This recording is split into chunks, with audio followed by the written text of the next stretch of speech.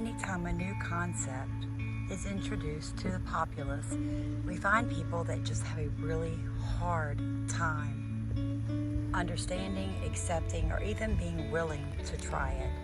So I just wanted to show you guys real fast what the garden looks like at 2:30 in the afternoon in southeast Louisiana, where the humidity is extremely high and the temperature is about 101 degrees without the heat index. I just wanted to show y'all how green everything is, how it's standing up, how it is thriving, how the okra is blooming. Guys, this is what rabbit urine, rabbit manure, worm castings, and good compost does for your garden. But for me, the most shocking thing we have in our entire garden is this tremendous watermelon.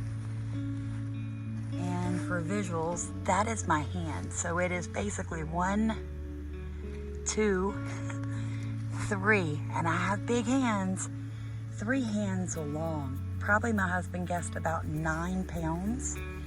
And this is the plant that is growing on. And as you can see, hidden, there are many, many more watermelons growing on the same plant.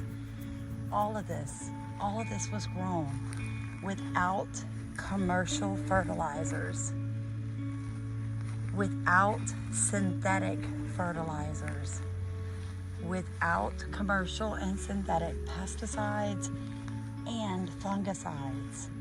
Do we get some weeds? Yep.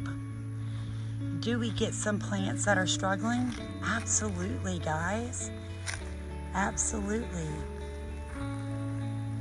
Here's our succession planting of sweet corn. Want to go here? I want to show you guys how bad the melatonin looks. I mean, you know, rabbit manure, rabbit urine, worm tea, compost, all that's great. Is sometimes you put a plant in a place it doesn't want to be, and the time of year it simply doesn't want to grow. So this is our melatonin. It was doing fabulous, but I think my clay soil is still a little bit compacted, and I put this guy in the soil about 2 months ago, and from what I read, he should have been put in the soil several months ago so that he could get established enough to handle our heat here in southeast Louisiana. He is dying. I may go ahead and cut it off here and see what happens, see if it'll grow back next year. But as you can tell, this area has enough fertilization because look at the Cherokee purple. Look at them. So, I mean, this area's, you know, it's got enough.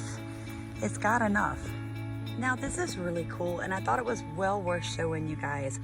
This is a pumpkin plant that was hit very early on with, so the squash vine borer did tremendous damage to this plant, right? Now, you can see where the vine continued here, it just broke off and grew pumpkins. Well, I cut it off, threw it out. However, I left the roots in the ground because squash vine borer is only for a short period of time. It's not a disease. It did not leave a diseased root in the soil. And we all know if you're growing with regenerative agricultural practices or any of that in mind, you know that roots in the soil is one of the most important things that we can do. So I left the roots in the soil, and guys, it is literally growing a brand new pumpkin. Look at that. So that's how I know that my soil is amazing. This plant right here, this is all one pumpkin plant.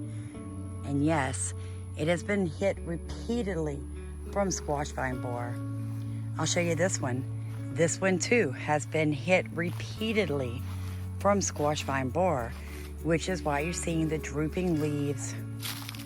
But it's still growing. It's still trying to send off shoots. So what I'm going to do with this plant is very similar to what I did with the one you just saw. And see, you can see all the damage, right? as soon as this pumpkin is through growing, I'm gonna go back to where it comes out of the soil and cut off all of this, okay? And I'm just gonna leave the roots in the soil. If it comes back, great.